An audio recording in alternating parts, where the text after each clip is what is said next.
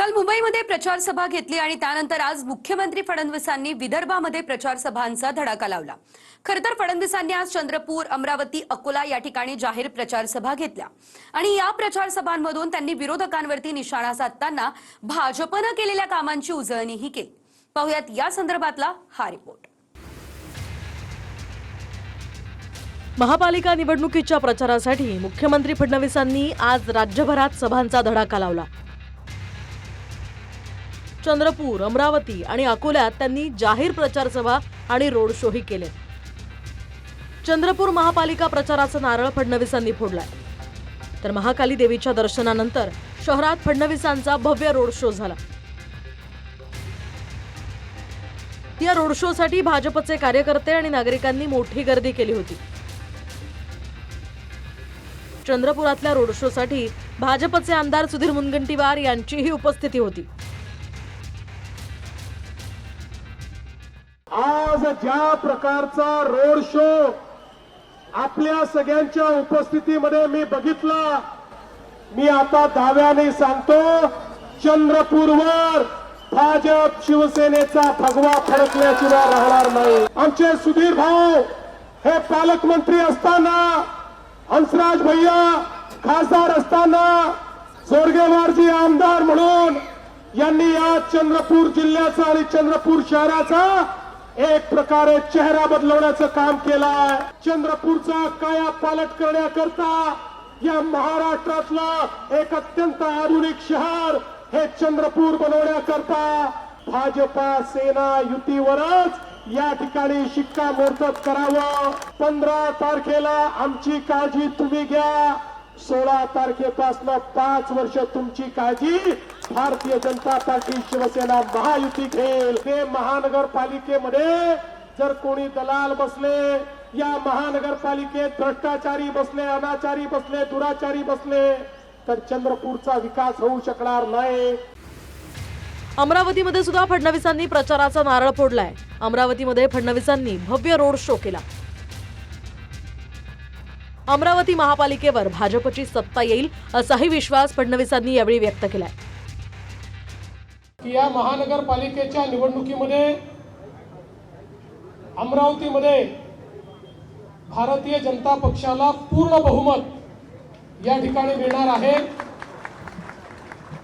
5 वर्ष अमरावती महानगरपालिका भारतीय जनता पक्षाकडे होती। त्या काळामध्ये अनेक योजना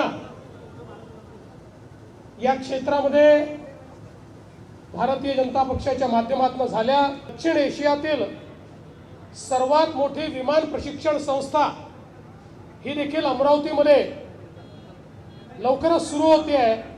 त्याचं बांधकाम अंतिम टप्प्यामध्ये आहे। या ठिकाणी वडाळी तलाव पर्यटन विकास असेल, बडनेरा सांस्कृतिक भवन असेल, PM ई बस सेवा असेल, वेगवेगळ्या प्रकारचे सौंदर्यीकरण असतील, अशा अनेक गोष्टी, रस्त्याच्या, पाण्याच्या, भुयारी गटाराच्या, तलाव सुशोभीकरणाच्या या ठिकाणी भारतीय जनता पक्षाच्या या कारकिर्दीमध्ये आपण केल्या। फडणवीसांच्या या रोड शो साठी नवनीत राणा सुद्धा उपस्थित होत्या। नवनीत राणांचे पती रवी राणा यांच्या युवा स्वाभिमान पक्षानं अमरावतीमध्ये स्वतंत्र पॅनल उभं केलंय। अमरावतीत 68 जागांवर भाजपचे उमेदवार लढणार आहेत, तर 34 जागांवर युवा स्वाभिमान पक्षानं उमेदवार दिले। त्यामुळे रवी राणा आपल्या युवा स्वाभिमान पक्षासाठी, तर नवनीत राणा या भाजपसाठी प्रचार करताना दिसतायत। आम्ही नवरा बायको खरी आहे। बाहेर आमचे दोघांचे त्यांचा स्वतःचा पक्ष आहे आणि मी भारतीय जनता पार्टीची कार्यकर्ता आहे।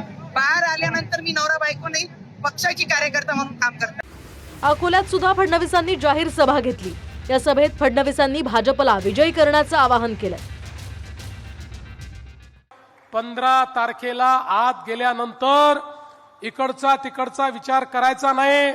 ज्या बटनांवर कमळ किंवा घड्याळ दिसते ती बटन दाबायची आणि बाहेर यायचं। मी तुम्हाला एवढंच आश्वस्त करतो, 15 तारखेला कमळाची आणि घड्याळाची काळजी तुम्ही घ्या, 16 तारखेपासून तुमची काळजी आमच्यावर सोडा। अकोल्याचं विमानतळ जे आहे तेही आता आपण मोठं करणार आहोत। त्या विमानतळाकरता 209 कोटी रुपये भूसंपादनाकरता आपण दिले आहेत. 1800 मीटरची धावपट्टी आपण करतो. पुढच्या काळामध्ये 2800 मीटरची धावपट्टी तिथे कशी करता येईल हा देखील आपला प्रयत्न असणार आहे.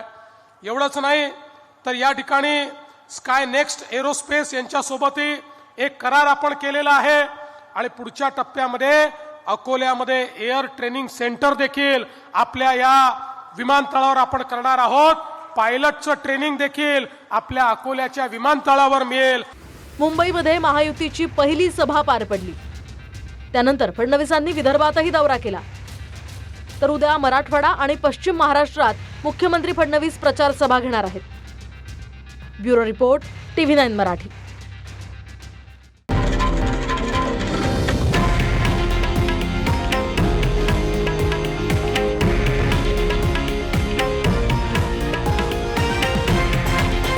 हे आहे देशातील नंबर 1 न्यूज नेटवर्क आणि आपण पाहत आहात TV9 मराठी, एकमेव.